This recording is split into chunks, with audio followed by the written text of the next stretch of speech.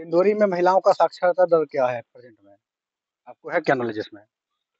तो रुदेश जिला पंचायत अध्यक्ष उसको भी जाकर के देखना चाहिए कि गलत मां नर्मदा के तट में वो बीच में खड़े होकर कसम खा लें कि मैंने विकास किया है। हम कहते हैं हम लोग कोई नहीं खड़े होगा उनके अगेंस्ट में, मैं ये आपको प्रॉमिस करती हूँ क्योंकि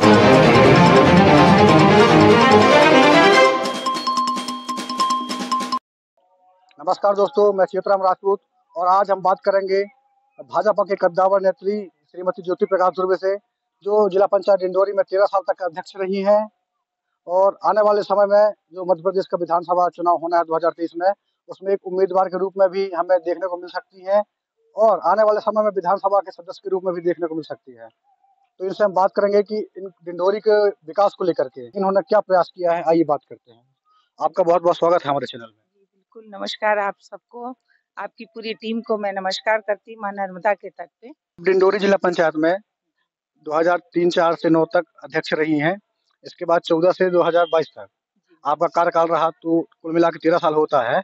इसमें डिंडोरी के जो बुनियादी विकास है, इसको लेकर के और जो आधुनिक विकास उसको लेकर के आपके द्वारा क्या प्रयास किया गया है, आप बताएंगे? जिला पंचायत एक अपने ग्रामीण क्षेत्रों का हमारा रहता है, जो भी राशियां आती हैं, जो भी मनरेगा से संबंधित है, बस्ती विकास से संबंधित है, मेरी कोशिश हमेशा रही है कि उन क्षेत्रों में काम करने की जहां कभी रोड नहीं बन पाई थी 60 साल से, कभी पानी पहुंच नहीं पाया था, या उन क्षेत्रों में जहां कभी लाइट की समस्या है कुछ टोला मोहल्ला में, तो मैं भारतीय जनता पार्टी के विजन जो था उसके अनुसार मैं हर गांव में पहुंचने की पूरे जिले में कोशिश की और लगभग मैंने वो पहुंचाया भी है। अच्छा, ऐसा कुछ आपके प्रयास से कुछ हुए हो जिससे आप उपलब्धि मानती हो ऐसा पंचायती राज व्यवस्था में? अब देखिए हर ग्रामीण क्षेत्र, मुझे नहीं लगता कि कहीं का कोई छोटा जनप्रतिनिधि होगा जिसने शायद ध्यान ना दिया हो, नहीं तो हर गांव में रोड है। और मैं सबसे बड़ी उपलब्धि ये बताना चाहती हूँ कि बजाग विधानसभा में अभी जब अरुण विश्वकर्मा भी वहां पर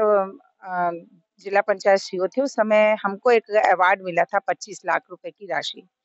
एक बजाग में सेंदूर खार बैगा क्षेत्र है हमारा, आजादी के बाद से वहां रोड नहीं थी और वो एकदम खाई में जाकर के वो गांव बसा हुआ था। जबकि पूर्व विधायक हो चाहे वर्तमान हो, मुझे नहीं लगता कि वहां कभी कोशिश की गई थी। क्या है, वो बछड़ गांव की नदी से किनारे किनारे होते हुए गाड़ासरी पहुंचते थे, जो लगभग 20 किलोमीटर जाता था। वहां पर मैंने अपने अवार्ड की राशि को वहां पर स्वीकृत करके सदस्यों की सहमति से मैंने दिया। ये मेरे लिए उपलब्धि थी, उस गांव के लोग बहुत खुश हुए कि चलिए। हमको मैसेज आया ग्रामीण क्षेत्रों से कि 2014 से 22 तक के कार्यकाल में हमने करप्शन और फर्जीवाड़ा के बहुत शिकायतों को लेकर के जिला पंचायत और कलेक्ट्रेट के चक्कर काटे, लेकिन मैडम का हमको कभी साथ नहीं मिला। इसमें क्या कहेंगे? आप उनसे बोलिएगा कि पूछिए, हो सकता है कमी हो, पर मेरे पास कभी आवेदन डायरेक्ट नहीं आए। जो भी आए मेरे पेंडिंग, आज भी मैं जिला पंचायत में अध्यक्ष नहीं हूँ, पर अब भी देखिए पिपरिया से फोन आया कि मनरेगा की फाइल हमें नहीं दी जा रही है, जिला पंचायत से इस तरह का व्यवहार कर रहा है। मैंने तुरंत फोन किया। तो ये 2022 में आप जिला पंचायत अध्यक्ष नहीं बन पाए, क्या वजह रहा? इसका आपको क्या कुछ मलाल है क्या? इसमें कौन जिम्मेदार इसके लिए है? मैं किसी को जिम्मेदार नहीं दूंगी। हो सकता है उस समय मेरा समय अच्छा नहीं होगा, मेरा भाग्य, मेरा लक नहीं होगा। और मैं सबसे बड़ी उपलब्धि या धन्यवाद माँ रेवा को देना चाहती हूँ कि वो माँ ने मुझे, मेरे लिए और कुछ अच्छा लिख के रखा होगा, इसलिए मुझे नहीं मिला। क्या हम 2023 में आपको विधानसभा के चुनावी दंगल में देखेंगे या फिर और आपको विधायक भी देख सकते हैं? क्या तैयारी है आपकी? मैं 2002 से महिलाओं में तो सबसे सीनियर हूँ अपने भारतीय जनता पार्टी में। और भारतीय जनता पार्टी ने मेरा कार्यकाल पूरा 22 साल मैं कहना चाहती हूँ, सदस्य के रूप में भी, अध्यक्ष के रूप में भी देखा है। अगर पार्टी मुझे योग्य मानती है कि ये योग्य है, इनको पूरे जिले का अनुभव है, इन्होंने काम किया धरातल से, और अगर पार्टी मुझे कैंडिडेट के रूप में उतारेगी तो मैं इतना जरूर कह रही हूँ अपनी पार्टी, संगठन और क्षेत्र को कि मैं सीट जीत के दिखाऊंगी। अच्छा, आप शेखपुरा से लड़ना चाहेंगे कि डिंडोरी से? पार्टी अगर जहां से योग देगी, क्षेत्र क्षेत्र के बाहर, मैं कहीं से भी लड़ सकती हूँ। अब महिलाओं पे आते हैं। डिंडोरी में महिलाओं का साक्षरता दर क्या है? आपको है क्या नॉलेज इसमें? देखिए, साक्षरता पहले की अपेक्षा तो सुधरी है। महिलाएं घर से नहीं निकलती थी, घर से निकलना अलग चीज है, काम पे जाना अलग चीज है, लेकिन जब गरीबी की और शिक्षा की बात होती है तो पूरे हिंदुस्तान में डिंडोरी गरीबी में एक नंबर। महिला का जो साक्षरता दर है 52% है, जो पूरे हिंदुस्तान में सबसे कम है। अभी 2011-12 का जो आर्थिक जनगणना है, आर्थिक जातिगत जनगणना, उसमें भी रिपोर्ट आया कि जो हर पैरामीटर पे जो सरकार का पैमाना है, हर पैमाने पे डिंडोरी पिछड़ा हुआ है, क्या वजह मानती हैं आप? घर का बजट सबसे अच्छा महिला चलाती है, जरूरी नहीं वो शिक्षित हो। 52% में आ रहा है ना, 100% महिलाओं में 52% शिक्षित हैं पूरे वो हिंदुस्तान में। पुराने हैं, हाँ। वो कांग्रेस के जमाने के 2000 वो लोग हैं। नहीं, हमारे सरकार को तो अभी कितने साल हुआ ये बताइए। तब से अगर आप शिक्षा का स्तर बोलेंगे तो एकलव्य का आप देख लीजिए, हमारी बच्चियां टॉप कर रही हैं। अभी भी कितने बच्चों का नीट में हुआ, इंजीनियरिंग में हुआ है, हमारे कन्या परिषद की बच्चियों का हुआ, खेल में बाहर गई हैं। तो प्रेजेंट की अभी डिंडोरी की स्टेटस आपको पता है कि 52% साक्षरता दर है डिंडोरी में महिलाओं के। महिलाओं को नहीं बोली, फिर हाँ। आ रहा वहीं पर और पेज की बेटियों का अलग है, महिलाओं का अलग है। तो 45 साल की महिला पढ़ने स्कूल नहीं अगला जा सवाल है सकती। मैडम जी आपसे कि डिंडोरी में 657 विशेषज्ञ डॉक्टरों के पद रिक्त स्वीकृत है और कार्यरत मुश्किल से 7 से 8 है। WHO के मापदंडों की बात करें तो 1000 जनसंख्या पे एक डॉक्टर होना चाहिए। तो WHO तो बड़ी चीज़ है, वर्ल्ड हेल्थ ऑर्गेनाइजेशन। लेकिन इतना बड़ा 7 से 8 लाख पॉपुलेशन है यहाँ की, चिकित्सकों की बहुत कमी है। और जो हमारी गर्भवती महिलाएं हैं वो जिला चिकित्सालय में परीक्षण कराने आती हैं। सोनोग्राफर न होने की वजह से उन्हें किसी को नैनपुर, निवास और दुनिया भर में जाना पड़ता है। तो आप कुछ इसमें प्रयास किए कि यहाँ पे कोई सोनोग्राफर पोस्टेड हो जाए? बिल्कुल, मैंने प्रयास किया और आपको धन्यवाद देती हूँ कि आपने बात उठाई है।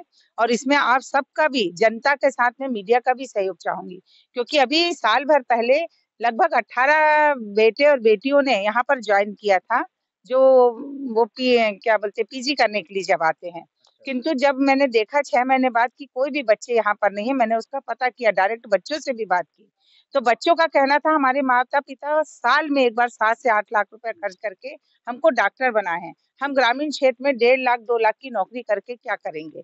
तो ये पढ़ तो रहे हैं बच्चे, शपथ भी लेते हैं कि हम सेवा करेंगे। पर आजकल जो मनी माइंडेड हो गए हैं, वो ये चाहते हैं कि हम शहर में रह के क्लिनिक खोलें और वहीं पर अपना व्यवसाय जमाएँ। और हमने मतलब डिंडोरी को सोनोग्राफी का सुविधा यहाँ की महिलाओं को अभी जिस तरह से विडंबना नहीं मिल पाएगी इसका लाभ। देखिए, आदेश हो रहा है, ऑर्डर हो रहा है। हम, आप, विपक्ष, पक्ष सबकी कमी है कि जो प्राइवेट इन लोग क्लिनिक चला रहे हैं, रिफर करते हैं, इसमें सबको एक्शन लेना चाहिए कि ग्रामीण क्षेत्रों में जो डॉक्टरों की पोस्टिंग है वो प्राइवेट क्लिनिक ना चलाएं। डिंडोरी में विस्थापन एक बहुत बड़ा मुद्दा बनने जा रहा है।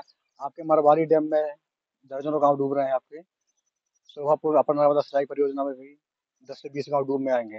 विट्ठलदी, अंडई इन सब में विरोध हो रहा है बांध निर्माण को लेकर के। तो क्या पुनर्वास नीति है और क्या विस्थापन, क्या पक्ष में है या विपक्ष में है? उन लोग सबने तो कोर्ट में लगाया हुआ है, कोर्ट जो डिसीजन दे। आप अपना बताइए ना कि आप बाँध बनाने के पक्ष में है कि विपक्ष में है? देखिए, बांध के पक्ष में विपक्ष में की बात नहीं है। हाँ।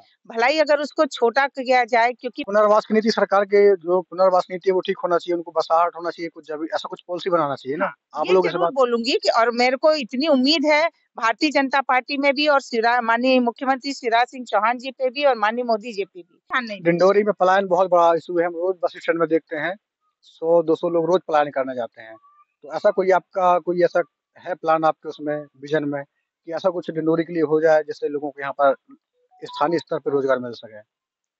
हमारे पास यहाँ पर ऐसा कुछ है नहीं, पर सरकार बहुत चिंता कर रही है। देखिए, इसीलिए उन्होंने लागू किया है, रोजगार का पर्याप्त साधन है, पर डे काम हो रहा है, 100 दिन की हाजिरी लगती है, उनको काम दिया जा रहा है। और अब तो सीखो कमाओ वाली योजना, वो ठीक है। तो युवाओं के लिए बहुत अच्छी है। नर्मदा माई अभी इलेक्शन होने हैं, अगर आप कृपा से, जनता के आशीर्वाद से अगर विधानसभा पहुँचती हैं, तो क्या प्राथमिकता होंगी डिंडोरी के लिए आपकी? विकास के लिए आपका क्या रोड मैप है? एक विजन आप जो एक विकसित डिंडोरी देखना चाहती हैं, कम शब्दों में आप बताएँगे? वो तो मुझे अगर आज विधायक ना भी बनाए, अगर मुझे एक दिन के कुछ जिम्मेदारी दी जाए, तो सबसे पहले जो ये कभी पक्ष और विपक्ष के, ये माँ नर्मदा में जो दूषित नाले आज 60 साल से जो मिल करके माँ नर्मदा को वो कर रहे हैं, चाहे मुझे कितना विरोध झेलना पड़े, सबसे पहले मैं इनको बंद करा के इनके सीवेज लाइन को दुरुस्त करूंगी। जो में इसमें तो काम चल रहा है ना, तो फाइनल होने की कंडीशन में है, तो फिर भी पूर्ण आज आप देखिए कि पूरे लोग, सुबह से मैं यहाँ से उठती हूँ, अभी जब से मैं रहने लगी, सब यहाँ शौचालय के लिए बैठते हैं। ये मुहिम हम सबको भी चलाना पड़ेगी, सरकार की जिम्मेदारी नहीं। साथ में मेरा एक विजन है, अगर मुझे जिम्मेदारी मिलती है, विधायक के लिए लड़ती हूँ, जनता का आशीर्वाद मिलता है, तो सबसे पहले मेरा हर रहेगा कि जो मेरी विधायक निधि रहेगी, मैं उससे हर गाँव में, देखिए मैं जो घोषणा बोलने जा रही हूँ ना, वही चीज विपक्ष वाले भी कल को बोलेंगे अपने वचन पत्र में या दूसरे में, इसलिए रिपीट नहीं करना, मैं पहले से बता दे रही हूँ कि हर गांव में अपने विधायक निधि का पैसा मैं स्वयं नहीं खर्च करूंगी, मैं जनता से प्रस्ताव लूंगी और हर गांव में 4 महिला और 4 लड़कों को उस निधि से सहयोग करके, चाहे दुकान बना के उनको सामग्री खरीद के, चाहे जिसको सिलाई करना है, जिसको परचून की दुकान चलाना, कपड़े की दुकान चलाना है, उससे सहयोग करके वो राशि उन्हीं से प्रस्ताव लेके हर पंचायत के हर गांव में दूंगी। इसके लिए तो प्लान है, बहुत सारे स्वरोजगार योजना सरकार दुकान वाहन वगैरह वगैरह दे रही है। फिर भी हो सकता है कभी-कभी गांव के लोग ऐसे होते हैं कि नहीं निकल पाते, छोटी सी जमीन है, कुछ है, पर वो कहीं नशे की प्रवृत्ति में जाते, तो विधायक का कर्तव्य होता है कि हम खाली पुलिया रोड और कहना चाहिए गांव में जाकर के ऐसी जगह पर निर्माण कार्य न करें जिसका औचित्य ना हो, उसकी जगह अच्छा, और क्या संभावना डिंडोरी में, क्या अच्छा हो सकता है आपके हिसाब से? हमारे यहाँ टूरिज्म की बहुत अच्छी है, नेवसा फॉल है, हमारे कुकर्रा मठ है, हमारा करंजिया क्षेत्र में श्रीनार है, मेहनवानी में बहुत अच्छा है। इनको अगर हम डेवलप करेंगे तो जो नर्मदा परिक्रमा के लिए निकलते हैं इन क्षेत्रों से, कहीं न कहीं हमारी उस माध्यम से आवक भी बढ़ेगी और लोगों का आना-जाना भी बढ़ेगा। अच्छा, एक सवाल और है, जनता ने हमको बहुत लोगों ने मैसेज किया कि मैडम जी चुनाव जीतती हैं, इसके बाद क्षेत्र में पलट के नहीं आती हैं। आपके क्षेत्र नंबर 1 के भी किए, अमरपुर वाले भी किए और उसका वो रीज़न भी बताएँ कि आपका जो पहला कार्यकाल था 4 से 9 तक का, 8-9 तक का, आप करंजिया से लड़े, इसके बाद अगला चुनाव आप अमरपुर से लड़े। बहुत अच्छा सवाल है, बिल्कुल। ठीक है। हाँ। फिर तीसरे बार आप पहुँच गए करंजिया, करंजिया, चौथे बार आप 1 नंबर पहुँच गए। तो बिल्कुल। क्या आप इतना जनता से आपको भरोसा नहीं रहता कि आप क्षेत्र बदल देते हैं? नहीं, अगर भरोसा नहीं होता तो करंजिया दोबारा क्यों लड़ती, पहले ये बताइए? तो 5 साल बाद तो भूल जाते हैं ना मतलब। नहीं, नहीं, 2004 में जब मैं चुनाव पहली बार लड़ी थी तो वहाँ महिला आदिवासी सीट थी। पर 2008 में माननीय ओम प्रकाश दुबे जी जो विधानसभा का चुनाव हारे और उन्होंने जिला पंचायत चुनाव लड़ा तो वो पुरुष सीट थी। पति के खिलाफ तो मैं चुनाव लड़ती नहीं, ये तो सोच की बात है। महिला सीट थी अमरपुर। आपकी जो राजनीति है कहाँ से शुरुआत हुई? और जो आपके पति जो कद्दावर नेता हैं, बीजेपी के राष्ट्रीय मंत्री हैं, कैबिनेट मिनिस्टर रह चुके हैं, तो उनका जो होना आपको कितना बेनिफिट मिलता है उसका? भारतीय जनता पार्टी के कार्यकर्ता इसमें तो बिल्कुल नहीं बोलें कि फ़ायदा मिलता है, क्योंकि उन्होंका सहयोग मुझे ज़रूर शुरू से मिला। मैं मतलब गवर्नमेंट आपकी राजनीति में क्या रोल था? मैं गवर्नमेंट जॉब में थी। किस पोस्ट में थे आप? मैं पीएनटी डिपार्टमेंट में पोस्ट ऑफिस में कंप्यूटर सुपरवाइज़र थी। मैंने लगभग 1994 से मैंने मेरी सर्विस थी, जो 2002 में मैंने रिज़ाइन दे कर के चुनाव लड़ा और उसका कारण ये था कि जब विधानसभा की चुनाव की तैयारी चल रही थी, मैं क्षेत्र में जाती थी। तो बजाग का वो गाँव मुझे आज भी याद नहीं आता, वो ठंड के दिन थे क्योंकि नवंबर-दिसंबर में चुनाव होते। एक बैगा बच्चा 3-4 थे, हैंडपंप में नहा रहे थे और उनके बदन पे कपड़े नहीं थे। मैं उन बच्चों को लेके जब उनके घर में गई, उनकी गरीबी जो मैंने देखी, तो वाक़ई में उस समय एक मानवता के नाते मेरे को ऐसा लगा कि मुझे भी सामाजिक क्षेत्र में, समाज सेवा में उतरना चाहिए और वो मेरी शुरुआत थी 2002 से चुनाव में। तो आप जो बैगा बच्चों को आप नंगे देखे, एक जो गरीबी अवस्था में देखे, तो वो आपके लिए टर्निंग पॉइंट रहा। बिल्कुल, आपको वहाँ से प्रेरणा मिला कि मुझे राजनीति में सेवा करना चाहिए। बिल्कुल। कितना तस्वीर बदल पाए आप? बहुत अच्छा मैं आज भी मिलती बैगा हूँ। डेवलपमेंट की हम बात करें, जैसे प्रशिक्षण के लिए, बैगाओं को आत्मनिर्भर बनाने के लिए, उनके घर बनाने के लिए 80% राशि से ऊपर ही करप्शन के भेंट चढ़ गए, आपको भी पता है। ट्रेनिंग से लेके आपको उनको जो भी स्किल डेवलपमेंट का है, छात्रावासों में पढ़ाने का है, पूरा कागज़ों में ही हो रहा है और विधिक रूप से इतने वंचित है बैगा लोग कि कोई वो तो खुद आवाज़ ही नहीं उठाते, कोई उनके लिए आवाज़ ही नहीं उठाता। आपको पता है क्या? नहीं, बैगा अपने आप में इतने सक्षम हो गए, अभी आप मेरे को अगर 5 मिनट का समय दें, मेरा लगातार 3-4 महीने से बैगा क्षेत्र में जलदा, बौना, असगर, ढाबा, दामी, तितराही रजनी, सराई और पूरे क्षेत्र में थान-पथरा तक मेरा दौरा हो रहा है। आप देखिएगा, बैगा इतना सक्षम और बोलने लगा, उसी का कारण है कि आज भाजपा में आज हमारी एक दीदी भोपाल गई, मोदी जी से अवार्ड लेकर के आई, जर्मनी गई, अभी शाहपुरा में बहुत बड़ा मेला लगा था जहाँ जर्मनी से लोग आए थे। उसने अपना पूरा प्रेजेंटेशन दिया। जल्दाबोना में हम लोगों ने 60-60 हज़ार की गाय है जो 16 लीटर, 18 लीटर दूध देती है। दोबारा जब अभी मैं गई हूँ, तब भी 1 आध लीटर कम हुआ क्योंकि खाने का थोड़ा-सा उन लोगों को देखभाल गाय-भैंसे मोटी-मोटी हैं, पर इतना अच्छा दूध हो रहा है, वो कलेक्ट होकर के गाड़ासरी आएगा, पूरा की पूरा नहीं, पैकेट बन के आप दुग्ध नहीं, दुग्ध तो की बात आत्मनिर्भर सुनिए तो, हाँ। हम ये बता रहे हैं आपको हुँ, कि 75-75 हज़ार की 90 गाय सिलेक्ट है वहाँ पे हुँ, और 2 हितग्राहियों के गाय मर भी चुके हैं अभी और 3-5 हितग्राहियों को ऐसे गाय वितरित की थी जो गर्भवती है हुँ। और उसका पैमाना क्या था गाय वितरण का कि आप 3 टाइम बच्चा हाँ। 3 टाइम 3 टाइम आपको दूध निकाल करके दिखाना है। तो जब प्रेग्नेंट गाय देती हैं तो फिर किस पैमाने पे नहीं, वो लोग प्रेग्नेंट गाय नहीं दे रहे, अगर कहीं धोखा हुआ और ये मेरी जानकारी में नहीं था।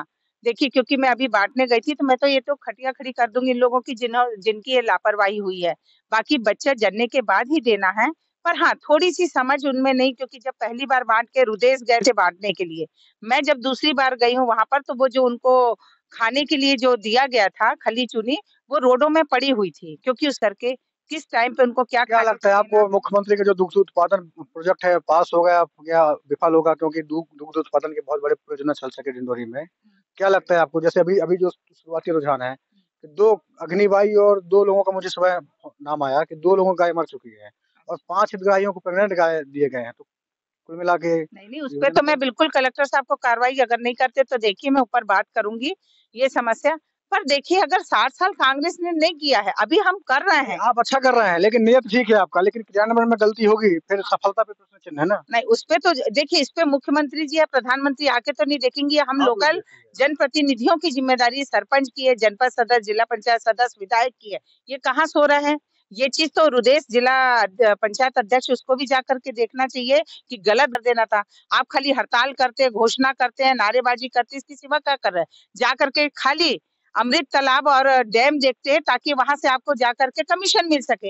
इन जगह जाना चाहिए जहाँ पर इस तरह की बातें या घटनाएं हो रही हैं। तो अच्छा, मेरा ये जो निवेदन है। ट्राइबल डिपार्टमेंट में जो छात्रावास मरम्मत की 30 करोड़ रुपए जो स्वीकृत हुआ है, तो ये देखने में आ रहा है कि पुट्टी करके ठेकेदार को करोड़ों रुपए भुगतान किए जा रहे हैं। ये आपको नॉलेज में है क्या? क्या स्टैंड है आपका? आप ऐसा कोई क्षेत्र व जगह बताइए। आप रायपुरा देख लीजिए, लोकल में रायपुरा देख लीजिए, आप समनापुर में पडरिया देख लीजिए, बरगांव है ऐसे। बिल्कुल, आप उसका प्रमाण दीजिए और मैं ऊपर तक बात करूँगी कि अगर ये घटना है, देखिए मैं तो अब अध्यक्ष नहीं हूँ, पर सरकार है और सरकार ने मुझे 17 साल उस जगह पे रखा, नाम दिया, तो मैं ज़रूर उस चीज़ पे क्षेत्र की जनता के लिए लड़ूँगी।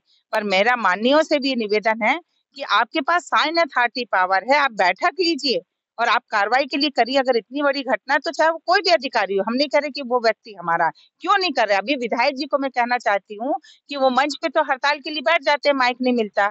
रुदेश जी का काम वही है। अभी उन्होंने भी छात्रवृत्ति घोटाला उठाया। ये बताइए, उसी समय उन्होंने टीवी घोटाला उठाया था। क्यों नहीं उस मुद्दे को रखा? क्योंकि उनको कमीशन मिल गया। ये काम तो अभी पद में वो बैठे हैं, तो उनकी जिम्मेदारी है ना। आप लोग को ये पूछना चाहिए, मतलब 8 टीवी महीना हुआ, टीवी घोटाला नहीं उठाया मतलब? उनको कमीशन मिल गया, इसलिए उस मुद्दे विज्ञापन में को तो लिखा था कि एलसीडी का कुछ स्कैम का। नहीं उठाया। फिर 6 महीने हो गए। आप क्या कर रहे हैं? आप पूछिए तो ना, आप सुनिए। सरकार तो आपकी है, आपको कार्रवाई करना चाहिए। फिर उन्हीं लोग तो कहते हैं कि विधायक जी के हर स्टेटमेंट सुन लीजिए, पुलिया में बनाया, ये रोड में बना रहा हूँ, ये यहाँ पर ये चीज मैंने किया। जब सरकार हमारी है, हर जबलपुर से अमरकंटक रोड है, समनापुर रोड है, बजाग रोड है, जिसकी उपलब्धि विधायक और इन लोग अपने रुदेश भी विधायक कांग्रेस में थे, इन लोग लेते थे, तो क्यों नहीं कराया? सबसे बड़ा मुद्दा था बस्ती विकास का 44 करोड़ का, जिसको रुदेश खुद पर्चा दिखा दिखा के गोरखपुर में चुनाव जीता। आज ये 1 साल हो गया, आज ये जून चल रहा है, आप जिला पंचायत में बैठे हुए, आपको वहां पर मुख्यमंत्री प्रभारी मंत्री की आवश्यकता नहीं है, आपको खुद स्वयं को मंत्री दर्जा प्राप्त है। आप वहां से अगर जो भी प्रमुख सचिव को लिखेंगे अपने बैठक में प्रस्ताव पास करके, वो सरकार को मानना पड़ेगा। आप लिख ही नहीं रहे। आप इतनी बैठक ली है, एक बैठक में अगर वो प्रस्ताव बता दे तो आप जो बोलेंगे मैं वो हार जाऊंगी चौवालीस प्रस्ताव पास चौवालीस करने करोड़ में। बस्ती विकास का आंकड़ा कहाँ से आ गया? उसी से पूछिए ना जिसने दिखाया था और उठाया था। और ये बात सही है, 44 करोड़ रुपए जब ओंकार मरकाम मंत्री थे, खाली बाजार क्षेत्र में सबसे ज्यादा बस्ती विकास की राशि जारी हुई, जिसपे बाद में उनको रिमाइंडर भी दिया गया। जब ये मुद्दा उठा मेरे समय, तो उस पे लीपापोती करी गई, फिर मेरा मुद्दा उठा, फिर मैं हट गई। तो मेरा एक निवेदन है कि अगर रुदेश ने मुद्दा उठाया था और उस समय वो बाजार का अध्यक्ष था, तब क्या कर रहे थे? तब क्या 2% कमीशन मिल रहा था जो आवाज नहीं उठाई? क्योंकि सबसे ज्यादा तो बाजार क्षेत्र में ही काम हुआ। ये मानवता की बहुत बहुत बात है। धन्यवाद आपका हमें समय देने के लिए मैडम जी। पर मैं आपसे लास्ट में उम्मीद जरूर करूंगी माँ नर्मदा के तट पे कि उस बंदे को जरूर मेरे से मिलवाइएगा जिसका ये आवेदन आया था कि मैसेज आया है, मैसेज आया। हाँ, तो उनसे जरूर मेरी मुलाकात कराइए कि उन्होंने जो आवेदन उस समय मेरे को दिया था, अगर काम नहीं हुआ था तो मैं उनसे क्षमा भी मांगूंगी और उस काम को जरूर कराऊंगी। पर मेरे नॉलेज में जहां तक है कि मैं आज पद पे भी नहीं हूँ, पर मेरी जनता ने इतना आशीर्वाद दिया कि चाहे उन्होंने बात उठाई थी कि जहां से लड़ो, मेरे को अपने आप से आज भी कॉन्फिडेंस है। आपने अभी कहा कि आप शेखपुरा लड़ेंगे कि डिंडोरी, ये तो बहुत बड़े राजनीति की बात है। मैं छोटी सी नेता हूँ, मेरे को आज अगर मेहनवानी भी लड़ने के लिए जिला पंचायत उतारते, शेखपुरा भी, तो मैं बिल्कुल लड़ती और जीत के दिखाती, क्योंकि मुझे पता है मेरा काम और काम के प्रति विश्वास की मैंने भ्रष्टाचार नहीं किया, कभी किसी का परेशान नहीं किया, है ना? पर एक छोटी सी राशि में पूरे क्षेत्र में काम करने की कोशिश की अपने पूरे सहयोगी दलों के साथ में।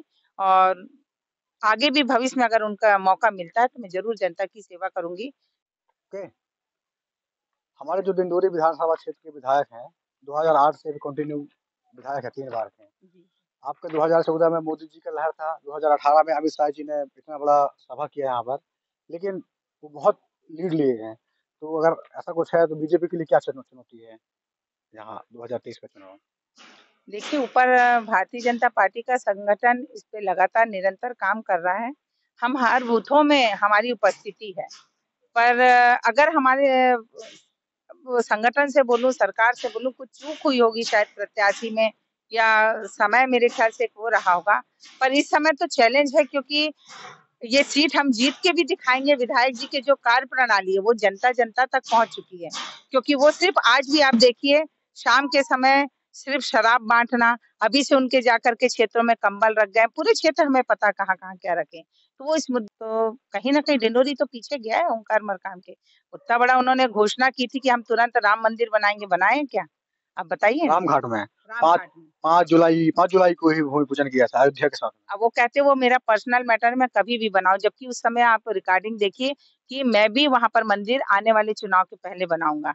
अभी तक नहीं बना तो कांग्रेस तो डिंडोरी विधानसभा में मंदिर का मुद्दा गरमाएगा, हो क्यों नहीं? सकता है। हर चीज़ का विकास का भी मुद्दा गरमाएगा, उनकी विधायक निधि का मुद्दा भी गरमाएगा। और माँ नर्मदा के तट में वो बीच में खड़े होके कसम खा लें कि मैंने विकास किया है, हम कहते हैं हम लोग कोई नहीं खड़े होगा उनके अगेंस्ट में, मैं ये आपको प्रॉमिस करती हूँ। ये हमारे साथ डिंडोरी जिले के दिग्गज नेत्री ज्योति प्रकाश धुर्वे, जिन्हें हम 2023 के चुनावी समर में उम्मीदवार के तौर पर देख सकते हैं और आने वाले दिनों में विधानसभा के सदस्य भी हो सकती हैं। इन्होंने डिंडोरी के विकास को लेकर के और इन्होंने जो पंचायती राज व्यवस्था में 13 सालों में अध्यक्ष रहते जो भी प्रयास किए हैं उसको लेकर के अपने प्रयासों को इन्होंने बताया और डिंडोरी के विजन को लेकर अपना व्यू रखा है।